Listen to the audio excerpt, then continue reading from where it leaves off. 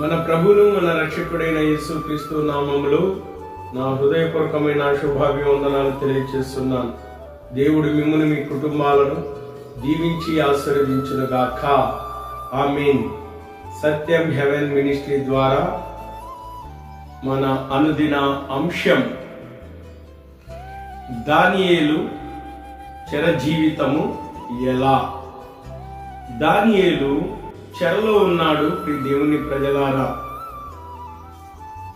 ఈ చెరలో దానియేలు తన జీవితాన్ని దేవునితో ఎలా గడిపాడో మనము ఈ గ్రంథంలో ఆలోచన చేస్తే దానియేలు జీవితము ఒక అద్భుతమైనది.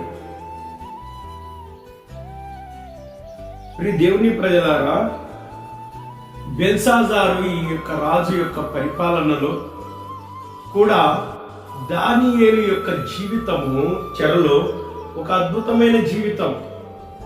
ఈ బెల్షాజారు ఈ యొక్క రాజు ఒక విందు చేసి ఆ విందుకు మందిరం యొక్క బబులోను రాజు నెబుకద్నెజరు యెరూషలేము మీదికి దండెత్తి మందిరం యొక్క ఉపకరణములన్నీ తీసుకుని వస్తాడు. కాబట్టి ఈ బెల్షాజారు వాటిని తీసుకురమ్మని ఆ పాత్రలో వాటిని పోసుకొని త్రాగడం వల్ల ఆ ద్రాక్షారసము దేవుని కోపము ఈ బెల్షాజారు మీదకి వస్తుంది. అప్పుడు ఒక వ్రేలు గోడ మీద రాస్తూ ఉండడము ఈ బెల్షాజారు చూస్తాడు. ఆ రాత ఏమనేది తెలియదు. భయముతో వణికిపోయి కీళ్ళన్నీ సడలిపోతాయి. అప్పుడు దాన్ని చదవడానికి మంత్రజ్ఞులను, శకులగాళ్ళను, గాడివి విద్య కలిగిన వారిని, జ్ఞానులను తీసుకొచ్చి చదవమంటే ఎవరు చదవలేరు. అప్పుడు దానియేలు వారి తండ్రి నెబుకద్నెజరు కాలంలో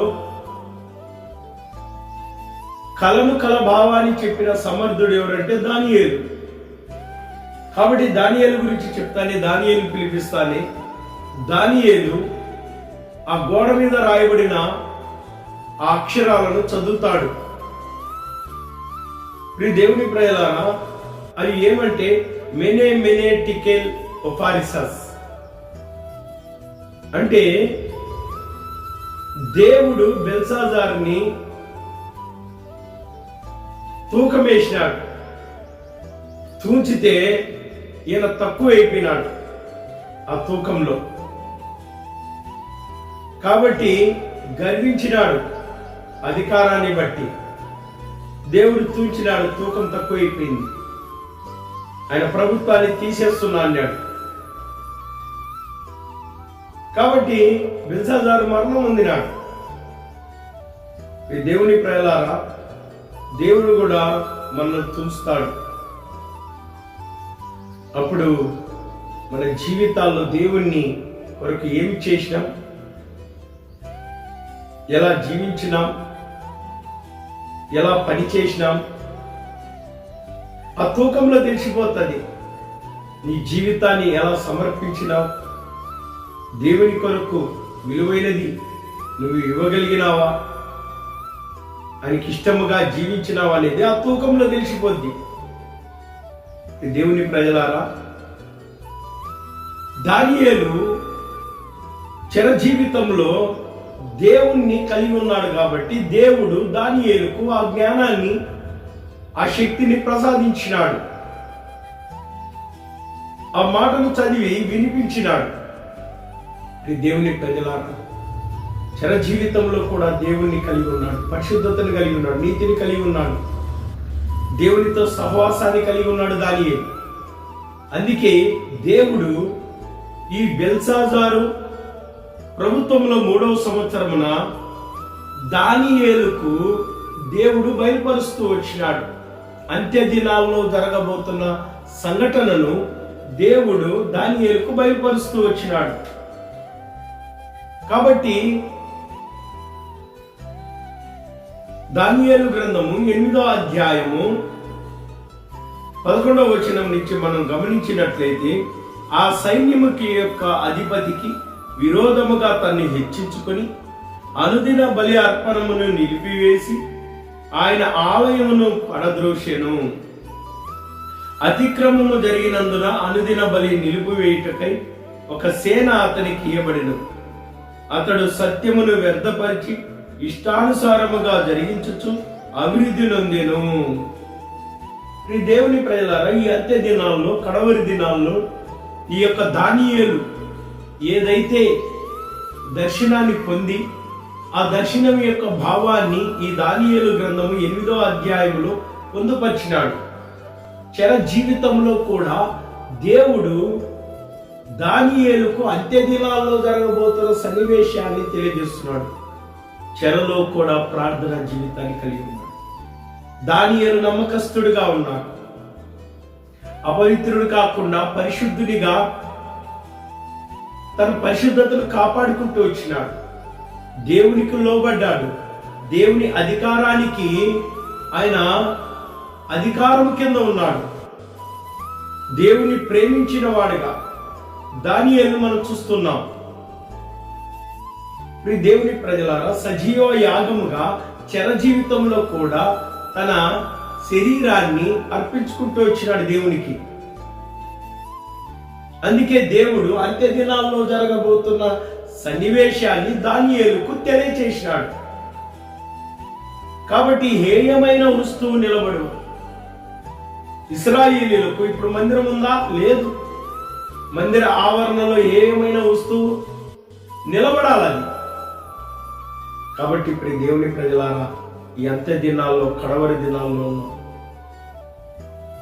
అతిక్రమము మరి ఎక్కువ అయిపోతుంది.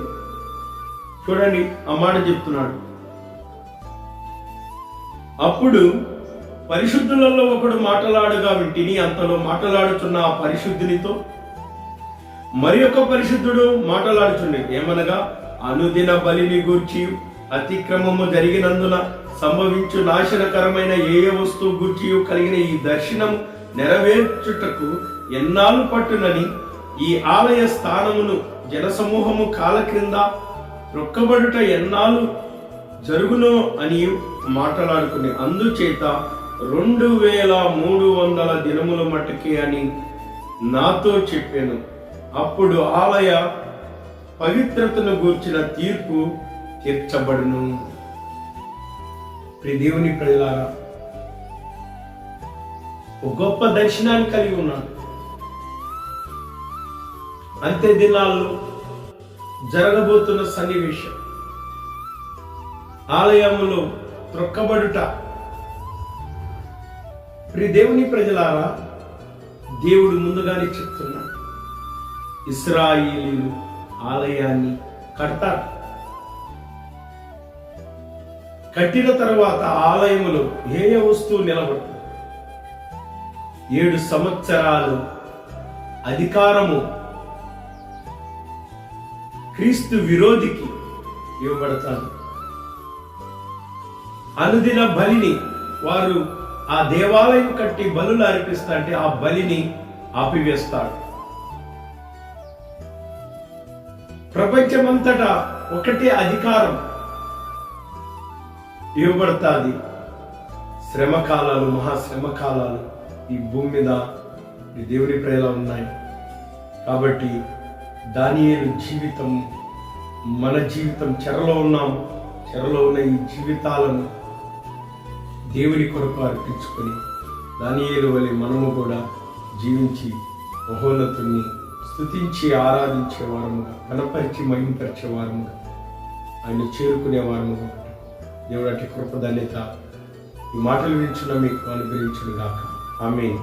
అందరికీ గాడ్ బ్లెస్ యు.